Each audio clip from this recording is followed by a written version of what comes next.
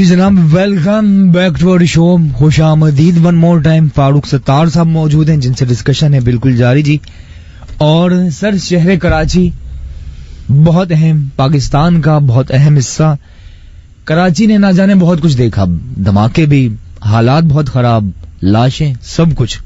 एक case sir के हवाले से बहुत ज्यादा, सानिया बल्दिया के हवाले से बहुत ज्यादा लोग जिम्मेदार ठहराते हैं एमक्यूएम को।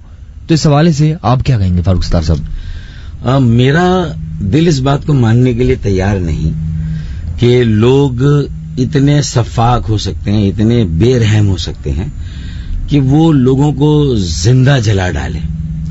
मैं इस बात को मानने के लिए तो तैयार हूं कि कुछ लोगों ने, जिनका ताल्लुक एमक्यूएम से हो सकता है, जिन्होंने एमक्यूएम का शेल्टर लिया हो, उनके क्रिमिनल माइंड्स हों और वो जाहिर है कि भत्ता लेने की और अपनी मर्जी का भत्ता लेने की बात कर रहे हो, और वो भत्ता ना मिलने पर उन्होंने कोई धमकी भी दी हो और उन्होंने वहां इस तरह की कोई कोशिश की हो। लेकिन ये मकसद नहीं हो सकता कि 150 से ज्यादा लोग जो हैं वो इस तरह से जिंदा जल जाएं। मेरे ख्याल में ये सफाकी मैं नहीं सोच सकता। लेकिन अगर अदालत में ये मुकदमा चला एटीसी में, अब जाहिर इसकी अपील हाई कोर्ट में होगी, वहां भी ये चलेगा। मैं अपने आप को बड़ा ओपन रखता हूं। अगर किसी ने दानिस्ताई अमल किया है तो उसे करार वाकई सजा मिलनी चाहिए, सजाए मौत मिलनी चाहिए, चाहे उसका ताल्लुक किसी जमात से हो। क्योंकि ऐसे ही लोगों ने अच्छी जमातों को खराब किया। एक मिडिल क्लास, यंग, एजुकेटेड सियासी अमल था एमक्यूएम, और कितना अच्छा टेक ऑफ था। किस तरह पूरा कराची झाड़ू लेकर गलियों मोहल्लों सड़कों पे निकल आया था और लोगों ने कराची को किस तरह साफ किया था, किस तरह ओनरशिप दी थी।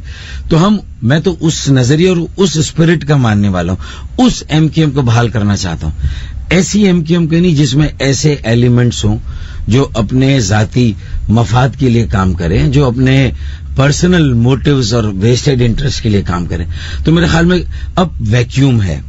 कराची के नौजवानों को एक सियासी अमल बनाना है। मिडिल क्लास हो, यूथ, एजुकेटेड, पढ़े लिखे, साफ सुथरे, अल्लाह का डर, लोगों का दर्द, पुरखुलूस और बेलौस, सिंसियर और सेल्फलेस।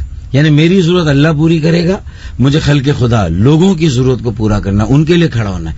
और सर उठा के जिएंगे, सर उठाकर चलेंगे, खैरात नहीं, अपना हक लेंगे। 4000 अरब का कराची टैक्स देता है, तो 40 अरब की खैरात नहीं लेंगे। कम से कम 400 अरब, जो 10% ऑफ 4000, कम से कम इतना मिलना चाहिए। और 4 साल तक ये मिले, अच्छे हाथों में मिले, अच्छी टीम बनाए, सियासी वाबस्तगी को पीछे रखें। MQM, PTI, peoples party, Jamaat Islami, PMLN के जो सीनियर लोग हैं वो कराची को ओन करके अपने नौजवानों को आगे लाएं और बेटे और बेटियों को काउंसिल में भेजें, उनको ओनरशिप दें और वो खुद मेगा प्रोजेक्ट्स की जिम्मेदारी लें। 65 MGD, 650 MGD यानी 65 करोड़ गैलन रोजाना इजाफी पानी कराची को चाहिए। 4 साल में ये काम हो सकता है अगर 400 अरब मिल जाए। और फिर कचरा उठाने का निजाम मॉडर्नाइज हो, गटर की लाइनें सही हो जाएं और सर्कुलर ट्रेन, ये 4 चीजें 4 साल में मिल जाएं। फिर आप यकीन माने कंपटीशन इस बात पे नहीं होगा कचरा उठाने पे, गटर कौन सही करता है, पानी। फिर कंपटीशन होगा हायर एजुकेशन में कराची कहाँ है, ठीक है, कराची की कितनी यूनिवर्सिटीज दुनिया में, उसका क्या लेवल है। फिर हम वहां पर जाएंगे, हम पाकिस्तान को नेक्स्ट लेवल नहीं, उससे भी नेक्स्ट लेवल पर ले जाएंगे इंशाल्लाह। ठीक है सर, इस वक्त चलते हैं शहर लाहौर।